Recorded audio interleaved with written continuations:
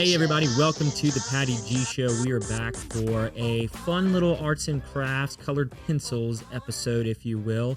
We have Stephen Maher of Ritter Maher Architects on the show this week, talking all things design and being a Boomerang resident of Baton Rouge. All this to come in the upcoming episode. Before we get there, give a big, wonderful shout out and thank you to our partners in the community that help you keep this show coming each and every week. Valaya Real Estate, Lake Men's Health Center, Currency Bank, the bank for business owners, and our apparel partner, Genteel Apparel. Without further ado, enjoy the show. So I have a freshman in college who, if I text him, there is like a 5% chance I get a return text, unless it's, hey, do you want some money? And then he'll respond to the text. But just lead every text with that. But if I snap him, well, then I'm 100% getting it back. And it's just like I had to get Snapchat just to communicate with my son who's in college, because that's the only way he'll acknowledge that I exist as a human being. So that's the parents will do crazy things for their kids, and that's anyway. It's an interesting technology conversation for sure. Well, and then I'm sure if you call him, he answers the phone and goes, "What's wrong, Dad?"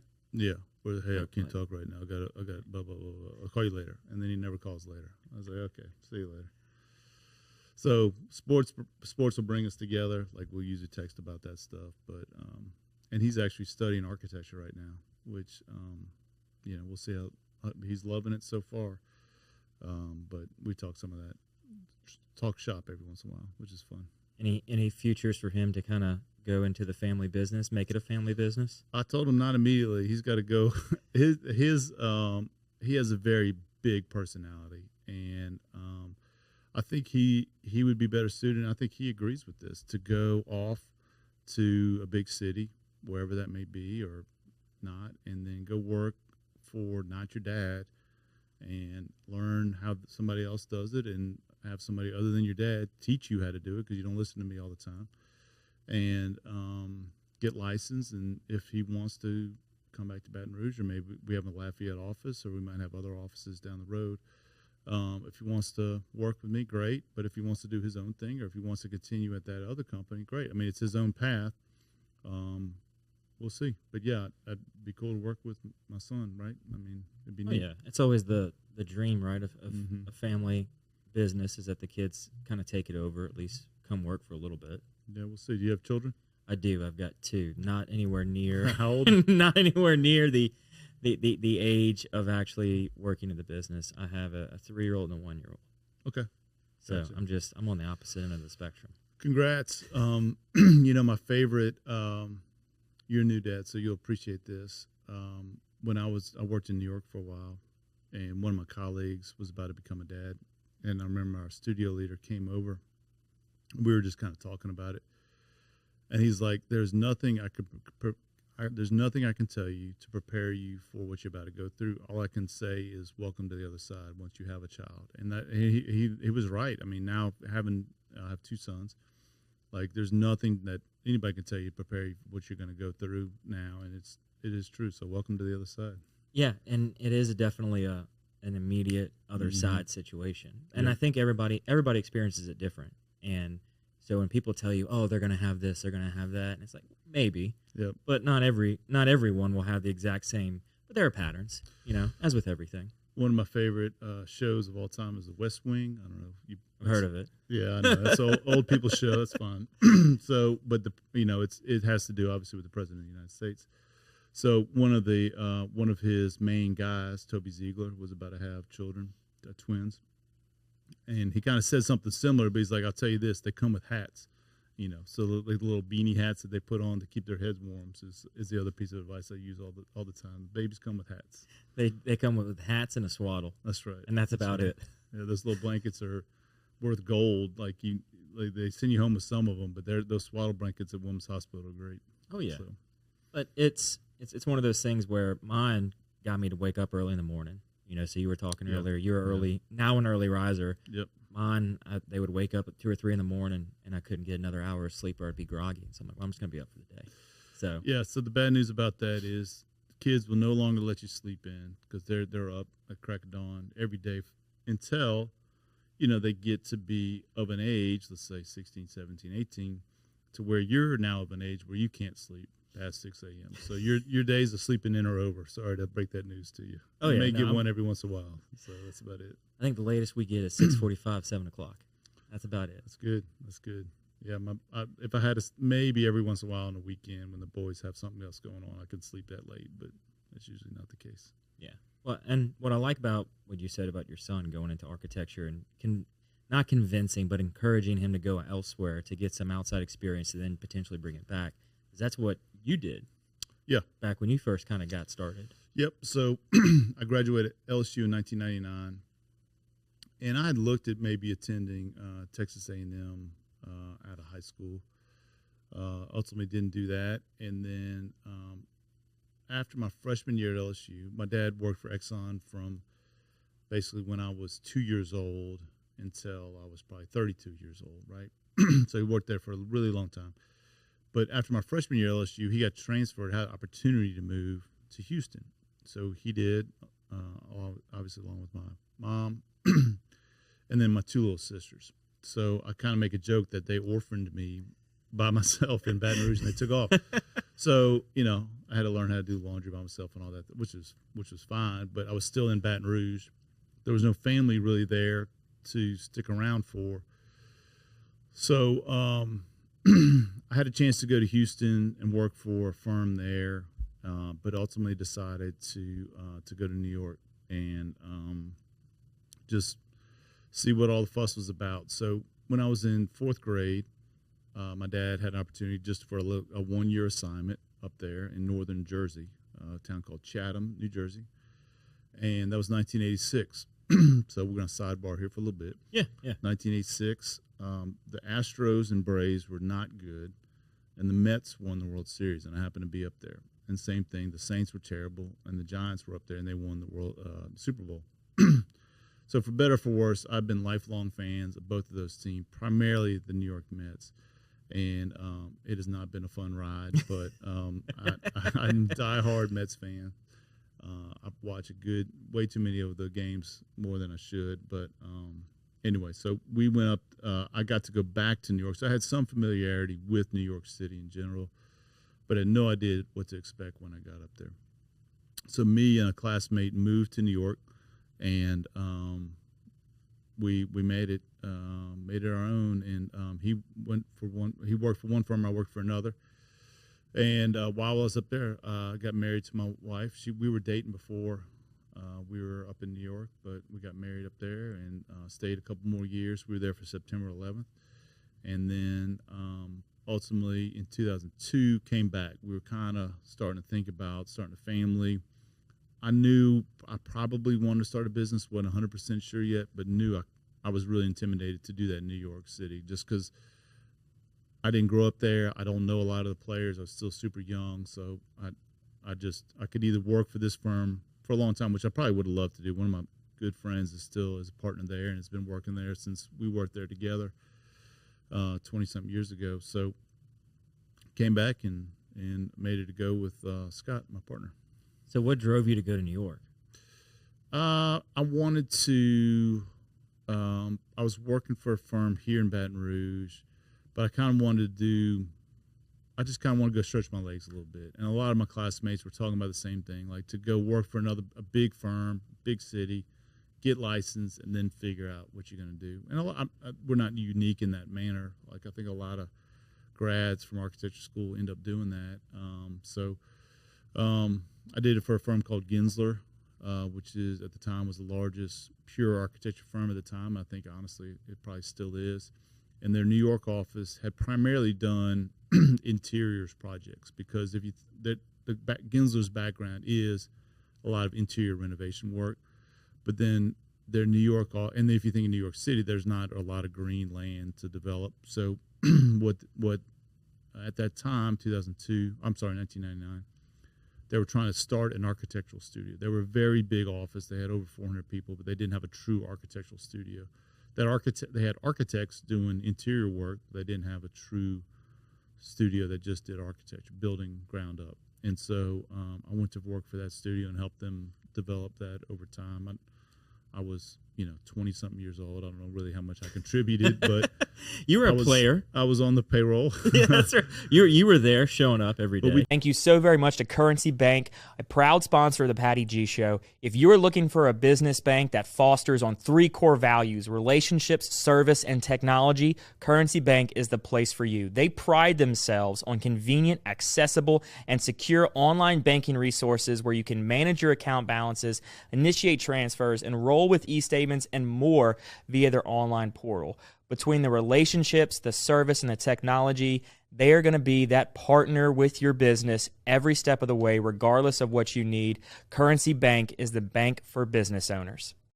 We did some amazing projects. Like I really don't think I had a client that wasn't a Fortune 500 company, maybe 1 or 2, and the budgets back then were ridiculous. I mean, what's like working on a project of that size? Yeah, it's awesome. I mean, one of the projects, so my first project, Liz Claiborne is a women's clothing line. So they were renovating a building in the Fashion District of New York.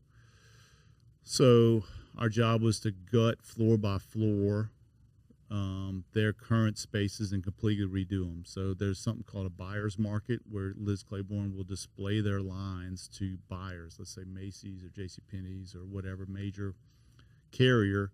They'll come and look at their lines and say, okay, we want 5,000 units of this and 10,000 units of that. So they'll be looking at the spring line in November of the previous year, even the summer of the previous year. So we did one of those. We did some office space.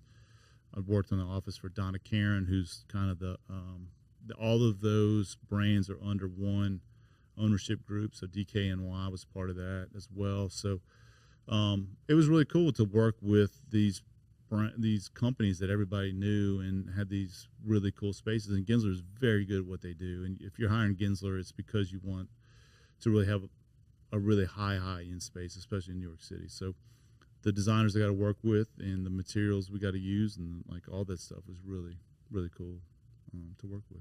Yeah, you get to see a whole new side of things, and you come back to Baton Rouge, and you're like, man. We got some nice budgets here, but the mean average income of Baton Rouge is a little bit different than the 10020 zip code in New York City. So another cool project was the Toys R Us flagship store in Times Square, which is now closed, but they renovated this cool building right in Times Square. They had a Ferris wheel inside the building. And inside the building. So it was neat. I was definitely a bit player on that project, but it was really neat just to see the creativity of the Toys R Us team that was like, look, we want to really do something substantial here, and all the different retail displays that were being made. And I think I worked like on the loading dock and a couple other areas.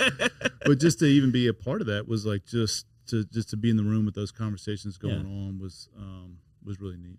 There's value in being the note taker, as I call it, where you're not really contributing or changing the ideas of people in the room, but you're over there in the corner taking notes, and you're learning so much, and you're hearing all of their information to then go and apply it to a different project or make that loading dock really, really good. Yeah, and their founder, and he was still CEO probably when I was by the time I left. Art Gensler is really a mastermind in terms of like what it takes to manage a design firm, not just an architecture firm, but just design firms in general. And so I still have his like book that he wrote. It's probably been 10 years ago he came out with it. Not too far from my bedstand that I reference every once in a while. But I still, being a fly on the wall is another way I say that what you just said is just we still use some of the things I learned 20-something years ago in practice today. So what made you want to come back to Baton Rouge? Family, being close to family, knowing that I did not want to raise a family in New York City. It's amazing because I have friends that did it, and it's crazy to me that when kids talk about taking the bus to school, they're talking about taking the bus to school. It's not yellow like ours; it's a city bus, and so hats off to people who can pull that off. I just didn't see myself doing that, and I think that the atmosphere that we raised and the environment we raised our sons here in Baton Rouge. I much prefer that for them than what was going on up there. So I saw that, and so I had the opportunity to again go back to Houston or to Baton Rouge. And Houston just wasn't calling me. Baton Rouge kind of was. I had a lot of friends still here, and there was excitement at the time with Baton Rouge. Just I don't know if you remember Forum 35, and just there was a lot. Downtown was coming to life.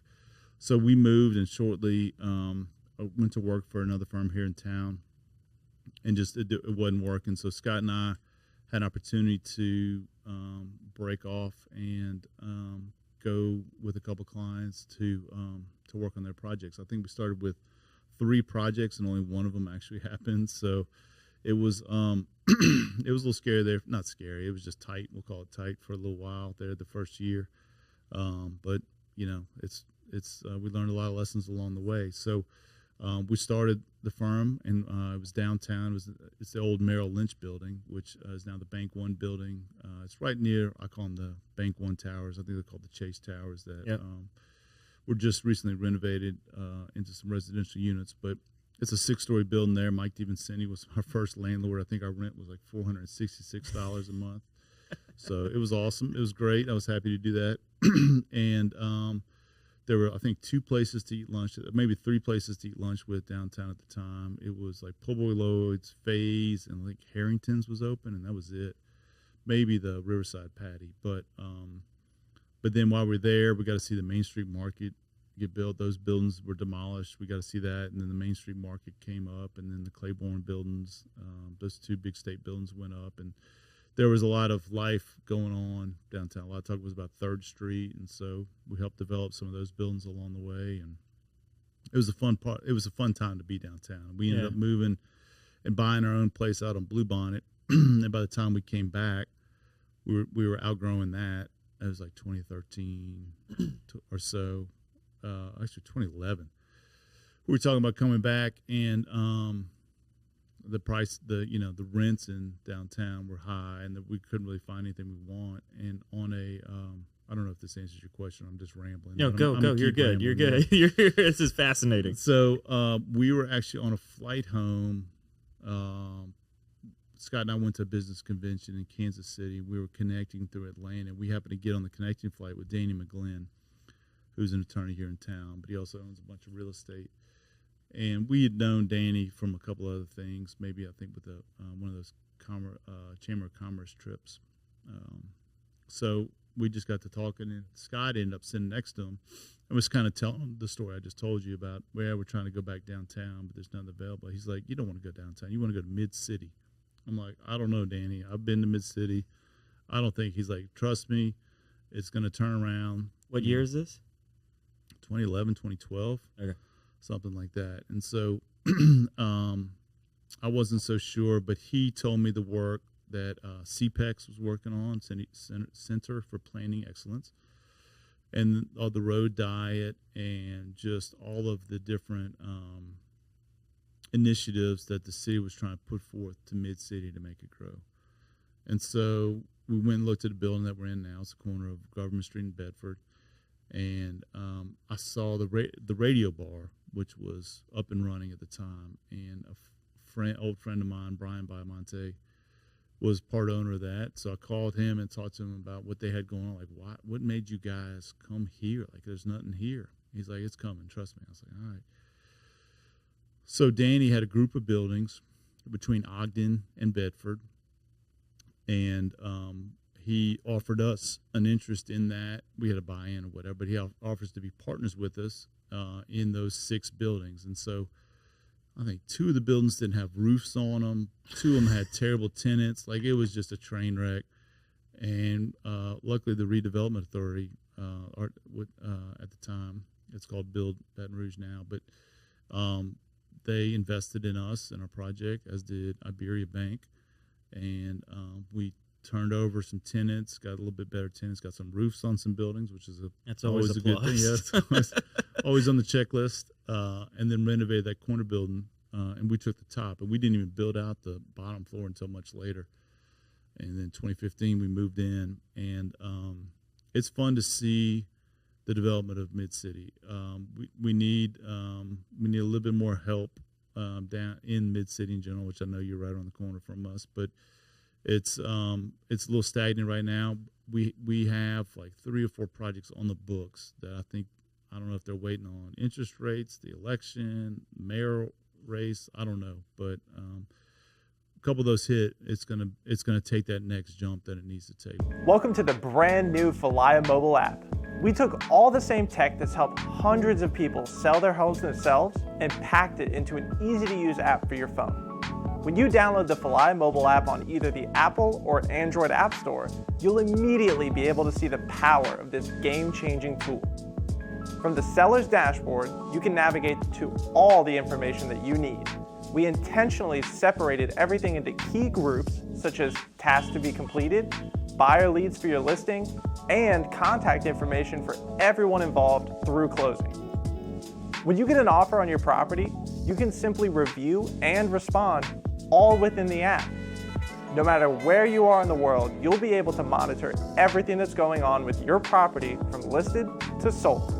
It's truly the power of Falaya in the palm of your hand. Download the app and see for yourself. Falaya, it's real estate reimagined. But I remember when we heard a rumor that there's a restaurant going in the retail development next door, and everybody was like, oh my gosh, yes, let's see it.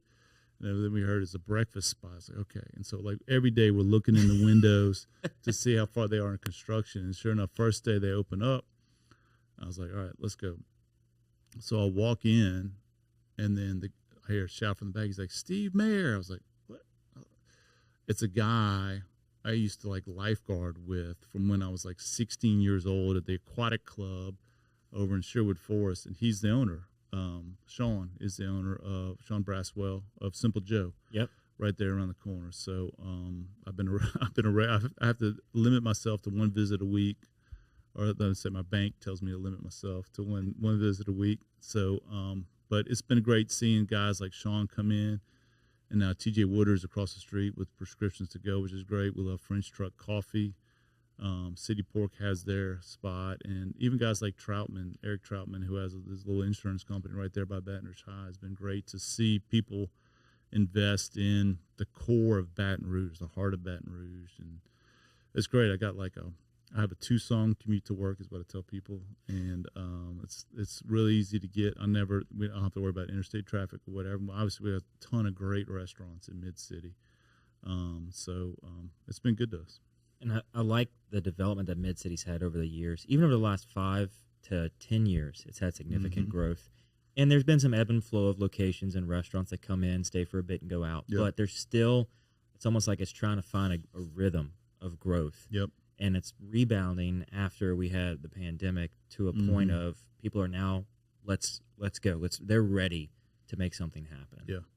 I think interest rates have kind of hurt development a little bit. So I think people are kind of sitting on their hands. So those start creeping back down. I think you're going to see some of these projects let loose. I mean, it's a little discouraging right now just to drive around Baton Rouge and see how many vacant buildings there are just in major city intersections. Like, I mean, Corporate and Jefferson, right? They got that Rite Aid on one corner that's just been sitting there forever, and the other one's a blank piece of land that nothing's going on with. And in October, Halloween comes up. So that's right. Then you get that spirit. Halloween spirit or whatever they call it. Yeah, spirit or whatever it is. 100%. I'll be costume shopping there. For sure, supporting the local economy, right? So the local cyclical economy. That's right. That's right. Maybe I shouldn't shop there, and then they'll stop coming. They'll have to do some of their property. Maybe I need to rethink that. Or just buy the property and then just hold it for Halloween year round. Yeah.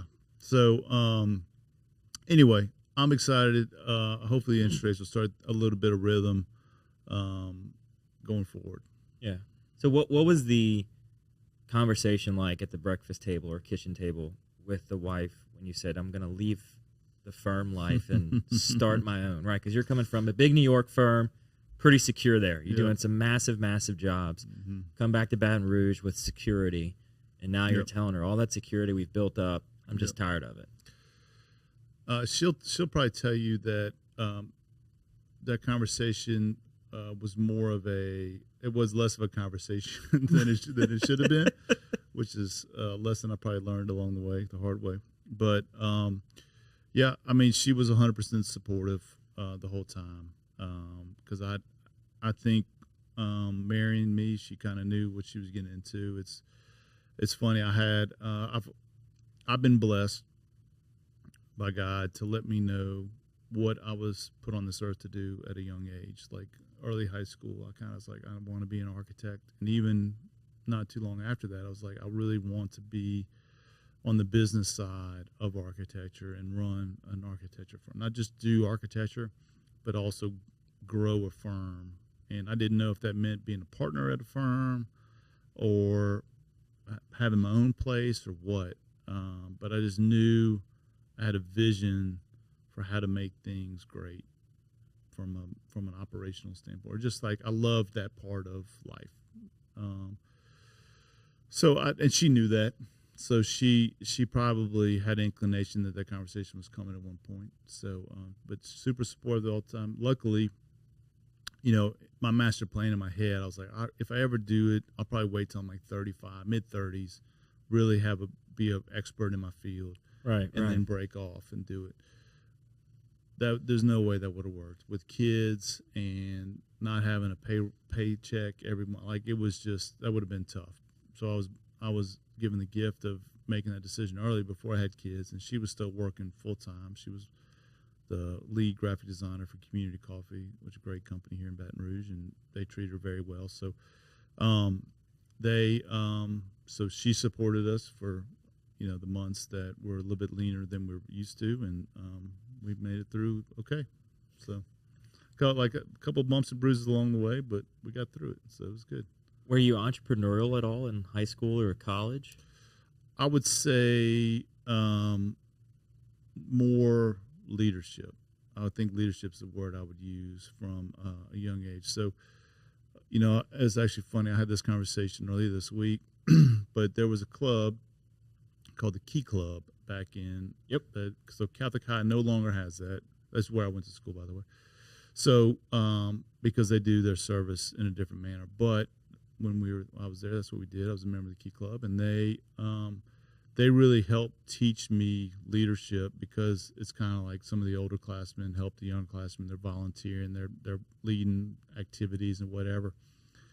And then I ended up being captain of the swim team, and then I was officer a couple of times in my fraternity, and I was president of the College of Design. So I had all these leadership opportunities, and because I had done the previous leadership opportunity, I wasn't scared to take the next jump, and then the next one. And so by the time I got to New York, I was probably a little bit more full of myself than I needed to be, but New York will humble you very quickly. Yeah. But I just had that leadership spirit in me at all times. And I don't know why that was, or maybe I kind of rooted back to Key Club, but there may be even before that. But, I would say more leadership than entrepreneurial. Now, that certainly spirit was in me, but it wasn't fostered like the leadership was. Yeah, well, in leadership, you got to have at least some set of skills, being a leader, or at least have experience of being a leader to be an entrepreneur. Yeah. At some point, you're going to lead some people, hopefully. It's funny. So,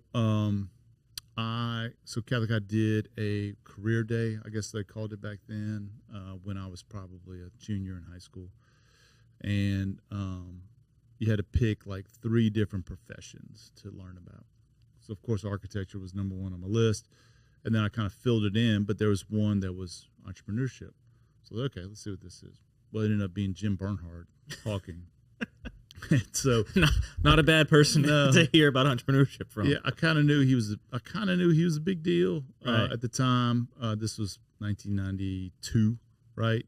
So, but his son was in my class, and so that's why he was talking. So I was like, okay, I'll go see Trace's dad talk. And but he introduced me to the concept of like vertical integration of a business service. So like, you'll have not just the architects, but you'll have the engineers under the same company as well as the general contractors, and all, instead of just doing this, do all of this, and it's going to be so much better. And so that was like open. That's not what we do at Ritter Maher, but that opened my eyes to a world of like, okay, there is this whole other side of the profession that for whatever reason architects don't like to talk about, but I really love these conversations. So I've kind of sought out in my professional development that portion of learning about, what it means to be a good architect in business, not just design. Yeah, well, having all the different services gives you to be that turnkey solution Yep. for your projects. Yep, for sure. Yeah, they can come to you with hey, we want to build X, Y, and Z building. Can you handle everything? Yep. Thank you to our wonderful sponsor, Lake Men's Health Center with Our Lady of the Lake Physicians Group. Guys, I know it's tough to get out and go to the doctor. I know it's challenging to find time in our busy days, but I promise you, signing up to be a part of this group with Dr. Curtis Chastain and Dr. Tyler Boudreau, you won't regret it for several reasons, but most of those being the fact of the time it saves, where you're able to get in on the same day, get that appointment done, and spend that time you need to talk with them about what your health goals and concerns are, as well as ensuring that the financial investments you have, you will be able to live out and see those come to fruition. So if you're an investing guy, you know all about and planning for the future and investing in the future. There's no other more important thing to invest in than your health. Make sure you go check them out, Our Lady of the Lake Physicians Group Men's Health Center, and tell them Patty G sent you. So we prefer to right now concentrate on just the architecture portion. We've really done we have three major service areas. We have a healthcare studio, we have which is our orange studio, our gray studio deals with a lot of our hospitality projects, but also our general architecture buildings. So they could do an office building, restaurant, a hotel, whatever. And then we have an interior design studio. So we've kind of taken that approach. We really have found a passion for healthcare design over the past 10 years or so, and have really dove deep into that and really just love it. I mean, that whole part of, I don't know, just dealing with the people who serve others in that manner is really, I don't know, we love working with them because they're so passionate about what they do. And they can be very direct sometimes, if you ever work with doctors and they know what they want, which is, I don't mind that at all.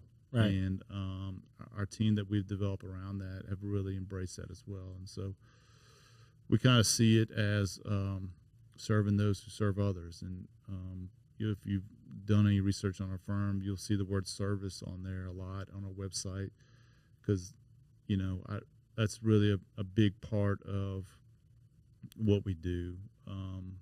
And I'll go on another tangent here. So since you hadn't stopped me yet, but we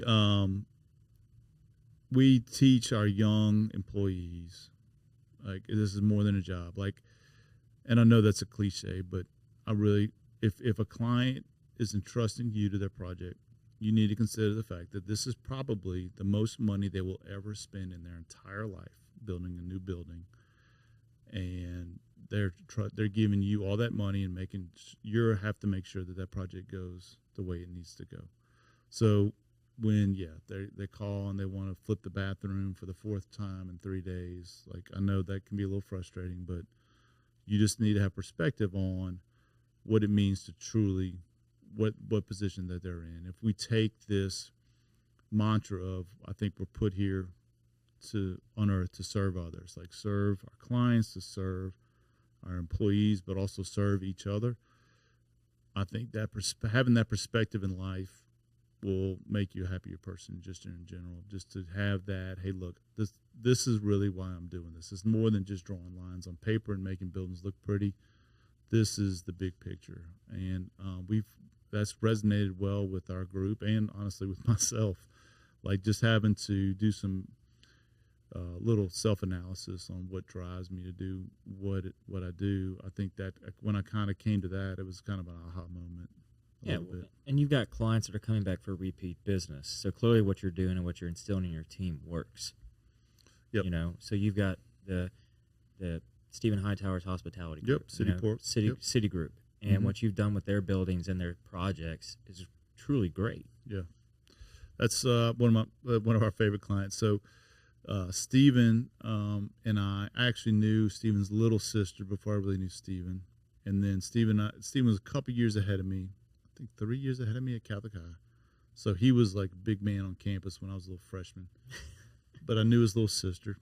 And so when I got to college, we actually ended up being fraternity brothers together. And he worked at a bar called Murphy's, which was has 100 stories in of itself that we could sit here and tell. But it was the place to go in the late 90s at LSU. So he was a manager there, and I was just studying architecture. But they opened a restaurant right next to Murphy's called Murphy's Grill.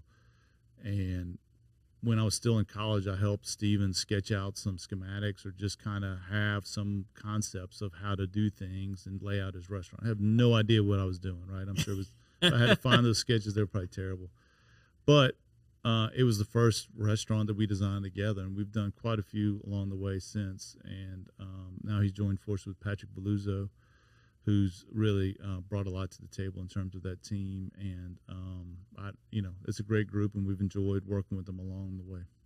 So when you left the original firm here in Baton Rouge, you had 3 people that had projects lined up for you. 2 of them didn't pan out. Yep. 1 of them did. What did you do? Like you leave and you probably have this roadmap of how long it takes for the projects to be completed, and there's some billing cycles that fall into place as well. So you were able to probably project cash flow for a little bit. And then you had 2 fall off. Yeah. And I would just say our initial business plan should be framed on the wall of how not to do things. Just our financial IQ at the time just wasn't what it is today. But, we luckily, Scott Singletary at Bancorp South in 2002 decided to take a risk on us and gave us, I think it was like a $30,000 line of credit and $20,000 loan. And that was able to kind of help us stem the tide. And we had a big project hit later on that year that buoyed us into the following year. And then we were off to the races after that. But, having a good relationship with the banker, very important. So thank you, Scott. We ended up moving to Tracy Rutledge at Red River Bank down the road, who's a great bank and a great resource for us along the way. But that's any entrepreneurs listening. Great relationship with the bank is paramount, and keep them updated and get their feedback on stuff along the way. So it was every entrepreneur needs to know their ABCs, their attorneys, bakers, and CPAs. We don't like the A word so much. But, it's funny.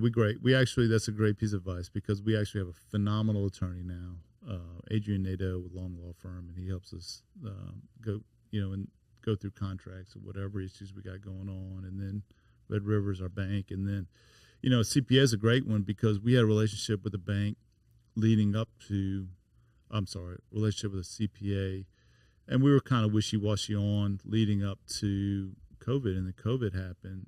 And that person was like silent, like no advice, no idea what was going on with PPP no money, PPP, no EIDL, no nothing. Wow. And so really, really wasn't a resource at all. And I was like, okay, well, I guess this is not what CPAs do. And I was communicating with our IT guy, Anthony Soro, with IT Inspired, which we were just talking about.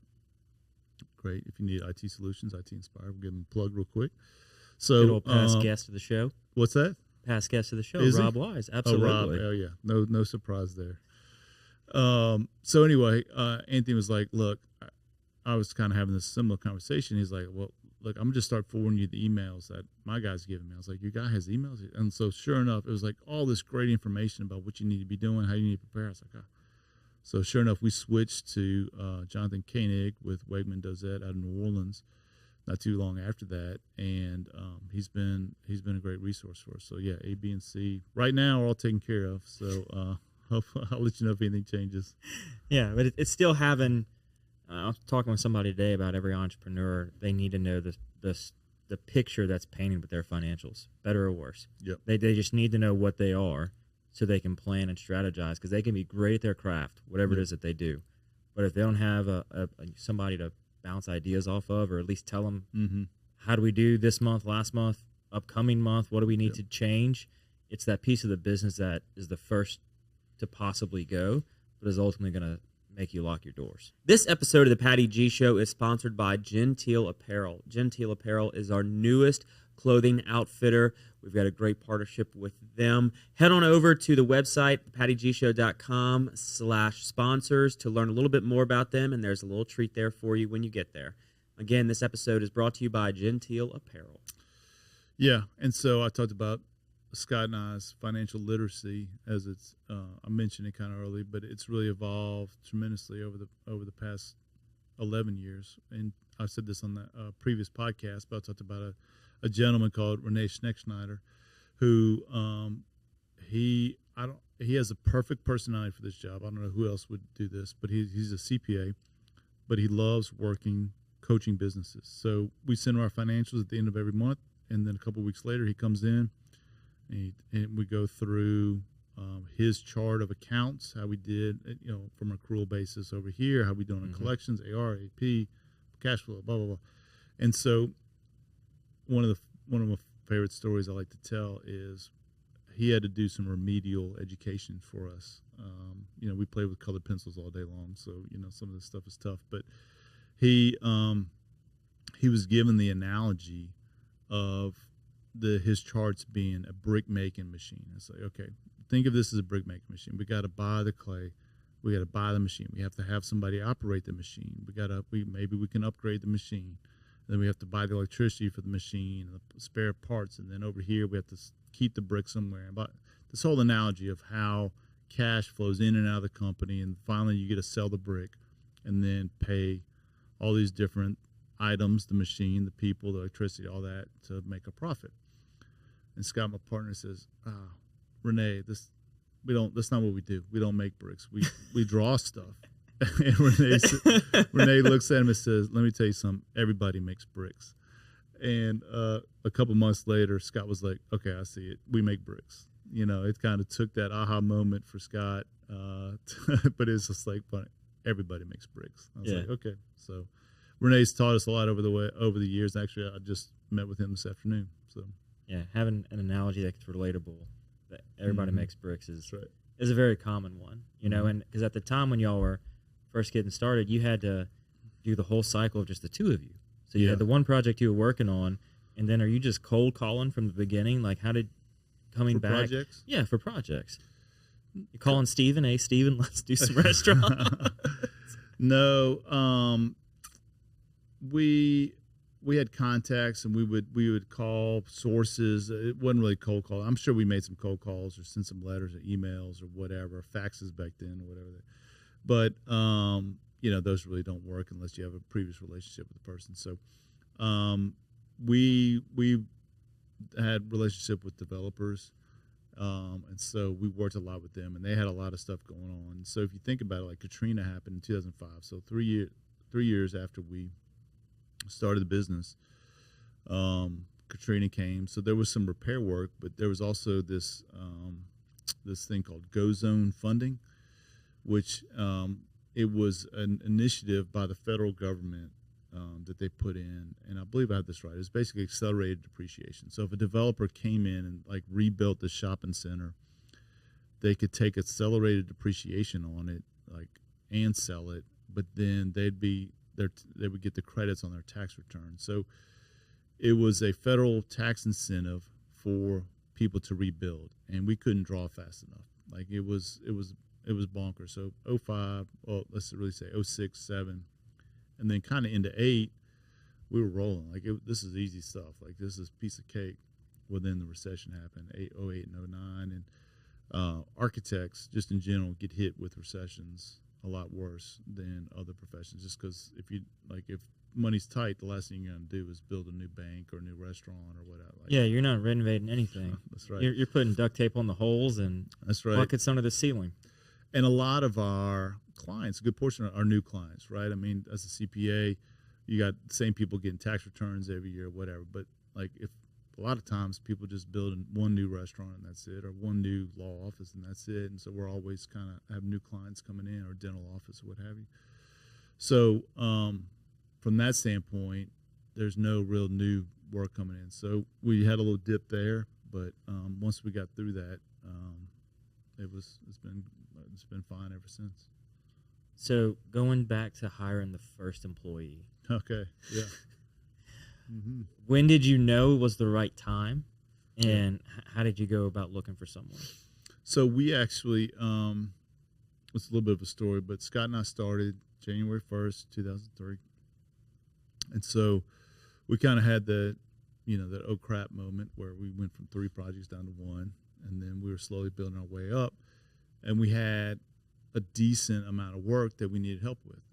So we actually brought in a third partner that we knew, that we were friends with, and had a third partner for a while. And that person, it just ended up not working out. They work better doing what they do, which is kind of a little bit different than what we do, and they're just better being a sole practitioner they are. So they ended up not sticking around long term, but while they were there, we needed some production help. Scott and I were still drawing everything ourselves, but also now I kind of do more of the analogy I use is I'm more of a farmer. Scott's more of a hunter. Like he goes out, he just has a gift for getting new projects and meeting with people and all that. And I really enjoy the farming part of the business, like making sure the business is operating good, dealing with personnel and HR and all those things. I still hunt, and I still get very involved in projects. But as far as how we approach that, Scott and I have 2 different approaches. So all that being said, I'm starting to get more into, this is late 2003, or I guess early 2004. Yeah.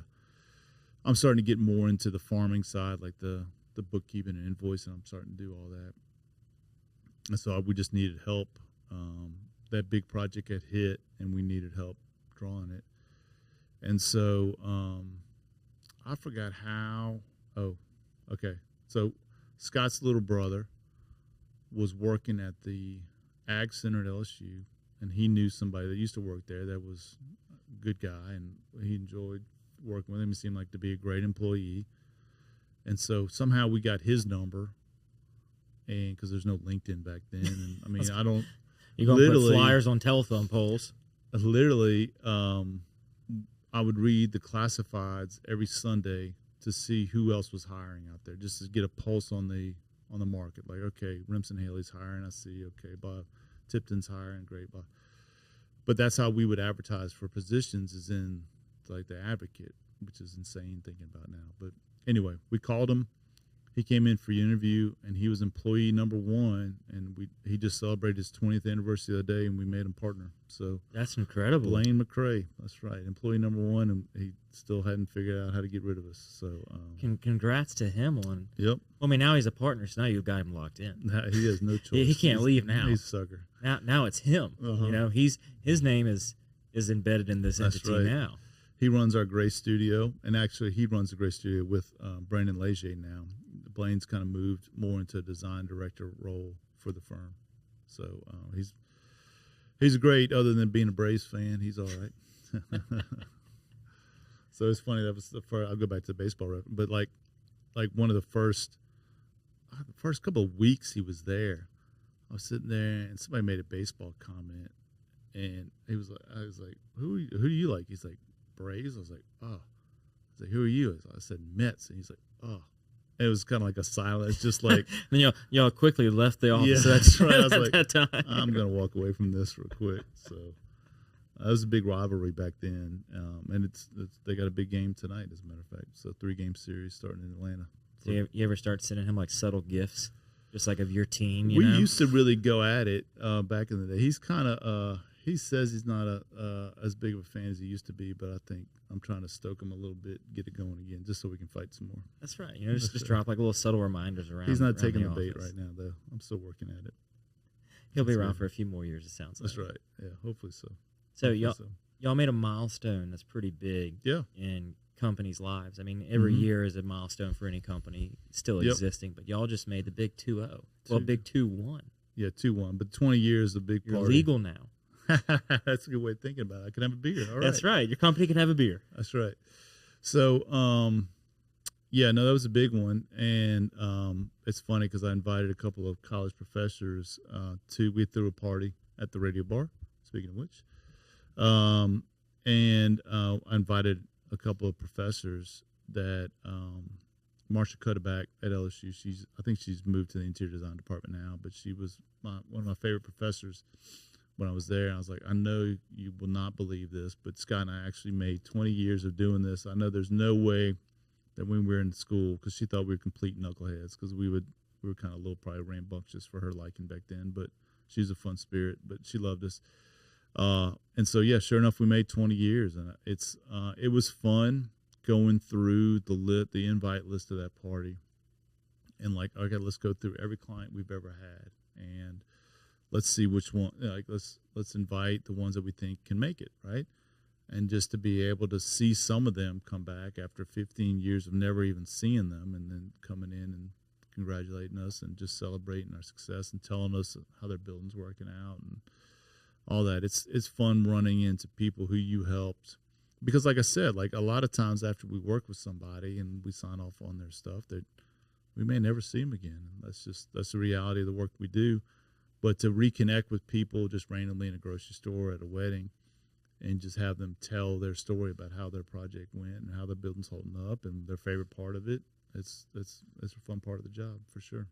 I think that's the neat part about Baton Rouge, in the sense that you can work with somebody 10, 15 years ago, and you're likely going to run into them in a public setting. Yep. And then you can catch up and say, how's the building doing? They're either still in it or, Yep. yeah, that ceiling you put on and design didn't That's hold right. up. That's right. We end up hiring another architect to fix all your mistakes. No, I hadn't had that conversation yet. Maybe people are being nice, but yeah, we're kind of we actually have projects across the Southeast now, so and into Texas a little bit. So that's been fun too. But yeah, Baton Rouge has that core culture where I go to St. Aloysius for church, and I end up I see 4 or 5 clients that I didn't know before going to St. Aloysius, before their projects, but they're there now. So it's fun. Yeah, it's nice to kind of have a little powwow every now and again and say, oh, yeah, good seeing you and good catching up. But that's, you walk in a grocery store and you're kind of just going on your way, and somebody's going to tap you on the shoulder and say, hey, good to see you. And that Baton Rouge has that small town feel to it. Yep. Without having to go very far. Yep, I agree. And that part of the reason we moved back. And, if I'm being honest, Baton Rouge could use a little bit of life breathed into it right now. It does kind of feel stagnant. And maybe I'm a little biased just because it's the construction industry in Baton Rouge, which I think a lot of people would agree. It's kind of a little flat. Like we're really pursuing projects in Lafayette and, like I said, in other markets in the Southeast. So, Baton Rouge is one of those cities that has so much potential, but sometimes just can't get out of its own way sometimes. So, I see a lot of great things for this city. We'll see if we can make it happen. I think a lot of it revolves around LSU, for better for worse. But like if we're gonna have brain drain, the way we replace them is let's bring these kids in. If they're lured in by our football team, I don't care. I don't care why you're coming here. But like when they're here, let's make them love this place. And if some stick around, then all for the better. I think that's true. We get them here however we can, and then we remind them why they want to stay. We give them little things here and there. I mean, you've been in New York and were attracted to Texas side of things, but you stuck it out here. Yep. And you came here to build your business and make it into something that it's been for 21 years now. And that speaks to, our culture, our ecosystem, and kind of what allows you to keep doing business here, even though your projects expand beyond. Yeah. I think the city has a lot of work to do with developing parts of the city that 20-somethings love to be involved with. And, when 3rd Street tried to be that for a little bit, and it's kind of a little flat right now, I think. But even other parts of the city, whether it's through BREC and parks and bike trails or other things, which BREC's doing a pretty good job of that. But let's keep it going. But then have just a social place where outside of Tigerland, kids can go have a drink and meet people that they're their own age and have a little bit more of a social connection than they have right now. So Baton Rouge's got some work to do, but as long as LSU is successful, I think we're going to be all right, or at least have a chance to be all right. Let me say that. Yeah. So as we start to wrap up and wind down the show, this has gone fast. I know, it's great. Yeah, it's good. I was a little intimidated by the time period, but this has been very great. So thanks for having me. So we have a set list of questions we ask every guest. Okay. So the first one is, what? You have these memorized, or is there like a white screen somewhere I don't see? Yeah, there's Jay holds up the cards. Okay. Every time, he counts me in and all that stuff. Okay, that's impressive. Well, so the first one is, what is something you did as a kid you wish you could still do today? Oh man, take a nap in the middle of the day and have people be proud of me for how long I slept instead of being disappointed in me. Right? I mean, that'd be great. I would say sports probably like being able to play basketball or soccer or baseball again and without worrying about tearing a hamstring or just whatever. So like, and I'll probably, somebody's going to tell me you need to reach out to ancient athletes or whatever, but like those days are behind me and I'm fine with it. But like just to be able to do those types of things again would be really fun with all your buddies doing it. Those are the days, and then get a trophy at the end, right? Right. Well, I mean, that nap phrase that hit home because it's true. You lose that proudness after a certain age where people stop being proud of you for taking a nap. That's and right. They just look at you and say, "Why did you do that?" Like why somebody walks in your office and it's 2:00 in the afternoon, prime nap time for toddlers, that's right. and you're napping. Someone's gonna, all right, yeah. What are you doing here? Yeah, what is this going to be coded to in your timesheet? Exactly. What job is this? Right. I may have stolen that from Twitter earlier today, but that's all right. Yeah, but it's true in your world too. True. It's all billable time, and you're tying it to projects. Yours is just health and wellness. Overhead. That's right. Overhead. That's right. Health and Overhead. wellness. General overhead. So you have lived here, you've lived there, you've kind of lived a little bit around the country, and you've gone from working for people to starting your own thing from scratch. What are 3 lessons you've learned along the way? Okay. I have one that immediately comes to mind. Be connected to your community. And this is part of, and I stole this from another firm in town, or in New Orleans. We strongly encourage, require is not the word I'm going to use, but we strongly encourage our staff, and we have it on the employee review form every year, is like, what is your community? What is your connection to the community? I think we even say community service. I don't care if it's a Rotary Club, Boy Scouts, your church, your local knitting club, whatever it is. If you're not connected to the community that you live in, it's going to be impossible to be happy. And so if all you do is go to work, wake up, go to work, go home, watch TikTok for 3 hours, and go to bed, that's not what you need to be doing. So we don't require it, but we highly, highly encourage employees to be connected to their community. That's number 1. Number 2 is professional, like just development in general. You always need to have a hobby, and you always need to be developing your craft. So whether that's knitting or sailing or golf or fishing or whatever it is, have something that you're passionate about outside of work that you can kind of be thinking about, or just kind of have that release from what you're doing on a daily basis, to have some enjoyment. And then professionally, we always need to learn. Like the AIA does a good job about requiring, I believe it's 21 hours every year of professional development. And there are plenty of classes you can mail in and like fill out, like read a little article, fill out a couple of questions and send it in, which I've done before on December 31st because I'm behind on my hours. Yep. But I understand the feeling. When I'm deliberate about what I'm feeding my brain in my profession, it's for the better, and that's, so always be developing those 2 things. And then number 3, man,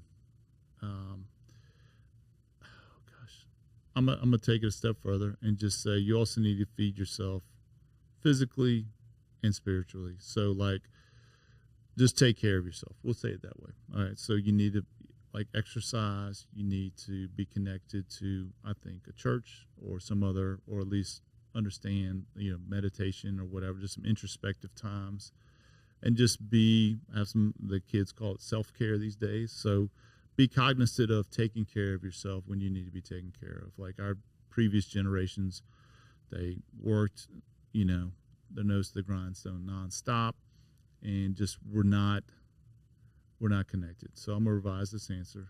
I'm gonna say like be deliberate about the time you spend with your family. Let's go with that one as well. Yep. I'm gonna add number 4. Love it. So you have a 1-year-old and a 3-year-old. One of the best pieces of advice that I was ever given. This would be good for you. When you pull in the driveway at work, leave your phone in your car for 2 hours. There's nobody like everybody that you need to talk to is in that house for at least 2 hours.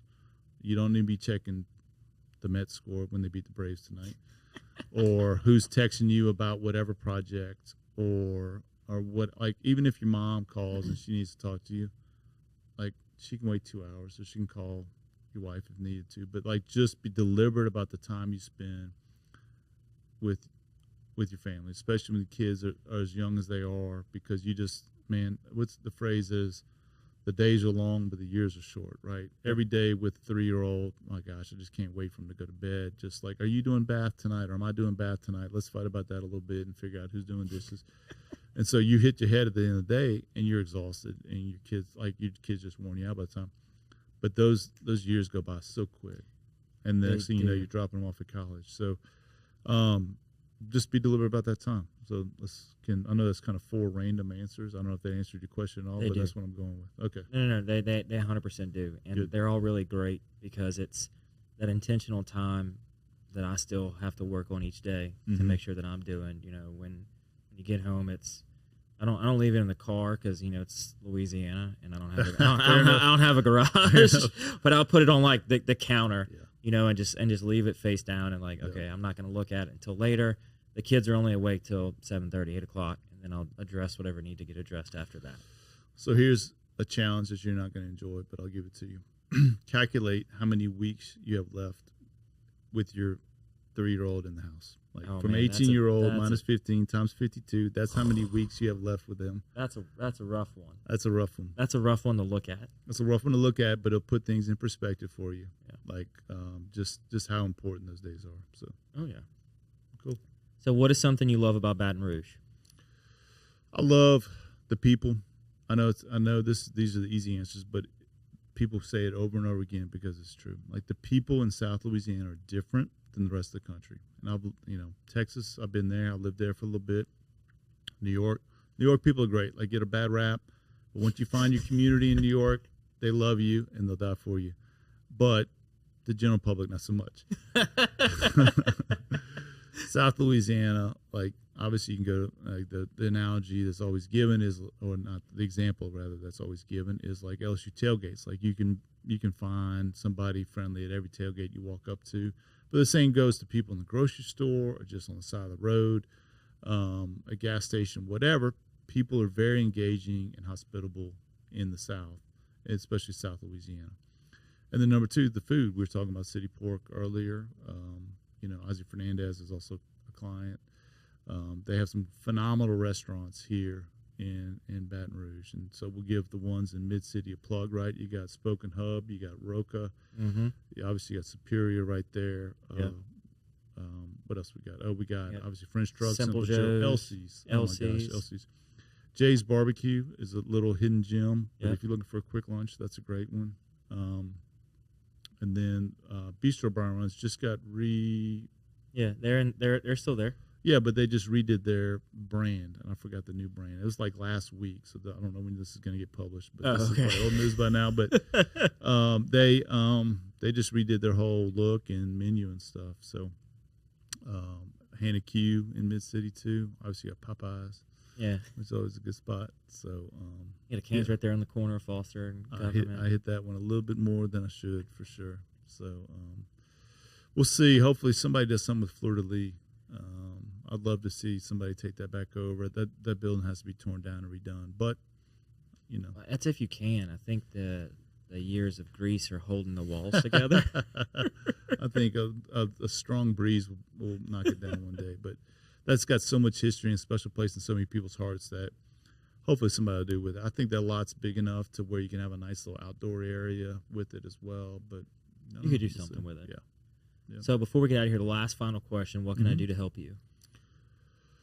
Make me look good on this podcast, I guess. I don't know. Don't embarrass me too much. I thought it was just radio, but I didn't know I was going to be on camera today. Luckily, I combed my hair this morning. So, No, I keep doing this. I think having conversations about what it means to be an entrepreneur, just talk to the people that make Baton Rouge what it is. Not saying that's who I am, but like just seek out people that love having conversations and then share that information with the rest of the city and the world. I think this is a new realm for old guys like me, but it's so important. It's so good to hear these conversations and people talking about what's important to them and sharing lessons learned along the way. So keep doing what you're doing.